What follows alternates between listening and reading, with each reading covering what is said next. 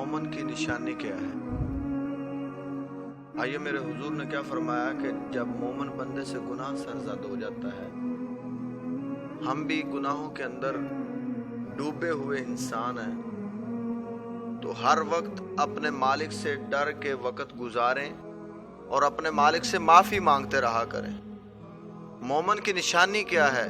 جب اس سے کوئی گناہ سرزد ہو جاتا ہے تو وہ ایسے ہی سمجھتا ہے کہ جیسے میرے اوپر پورا پہاڑ جو ہے اس کا وزن جو ہے وہ لاد دیا گیا ہے، اور اس کو ایسے ہی محسوس ہوتا ہے کہ میں ایک پہاڑ تھلے دب گیا ہوں، اور جب تک وہ اپنے رب سے معافی نہیں مانگتا تو اسے سکون نہیں ملتا۔